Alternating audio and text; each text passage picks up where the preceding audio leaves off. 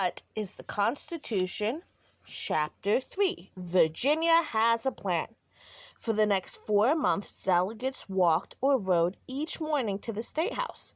Before going inside, they were stopped by prisoners begging at the jail just behind it. The prisoners pushed their caps out the windows on long begging poles and insult any man who didn't drop in coins.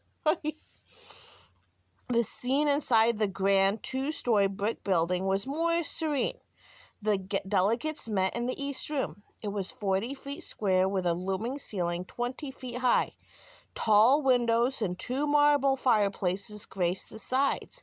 Scattered about the room were tables covered in smooth green felt. James Madison always seated himself at the front of the room, a prime spot to hear everything that was said. He decided to write down everything discussed in the debates. For the rest of the convention, he furiously scribbled notes, dipping his quill pen in and out of ink all day long. At night, in his room at an inn, he carefully rewrote them. His important record of events became a treasure to historians. It's a special inside look into the framer's mind and what happened day by day. The convention's first order of business was to elect a chair. Every single delegate voted for George Washington. Washington stepped to the front of the room and took his seat on a low platform facing everybody else. For the rest of the convention, he would say little. His job was to keep the meetings on course. Next, the delegates set 2 important rules for themselves. First, they decided to keep their meetings secret.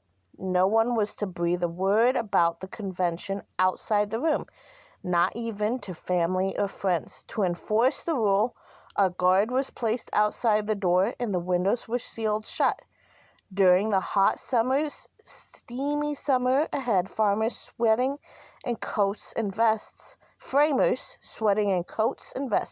The New England gentlemen wearing wool suffered the most. Still, the windows stayed closed.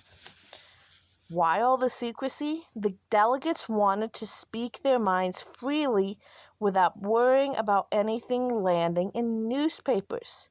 Second, the delegates set a rule that allowed them to change their minds on issues after a first vote. Some questions, such as the number of congressional seats per state, were so difficult the delegates needed to debate them over and over.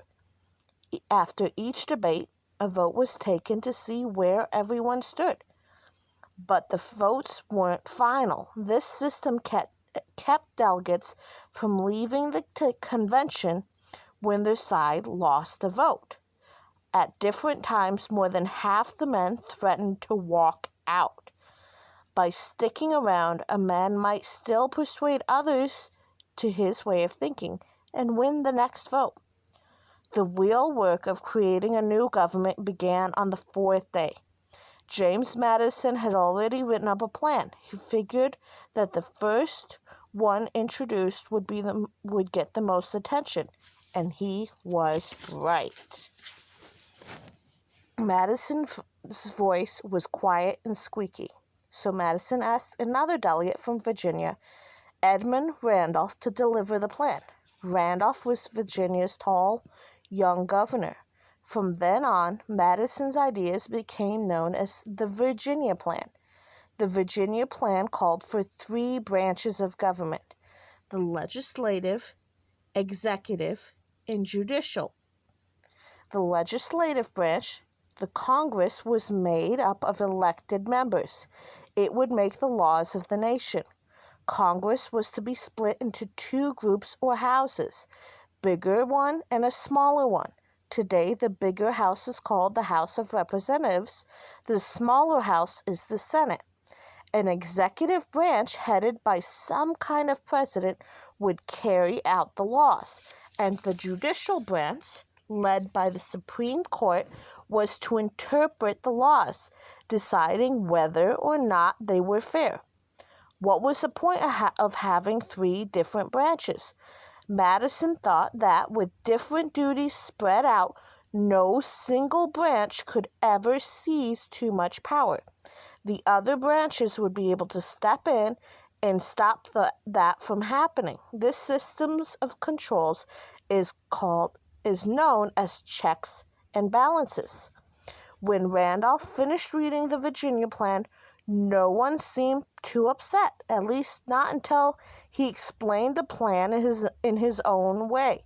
Randolph used the explosive word national. Dun, dun, dun. Soon his meaning sank in.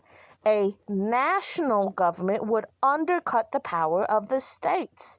In the Congress that the Article of Confederation set up, members had answered to state governments. Utter silence fell over the room. When Randolph sat down, 1 long minute passed, then another.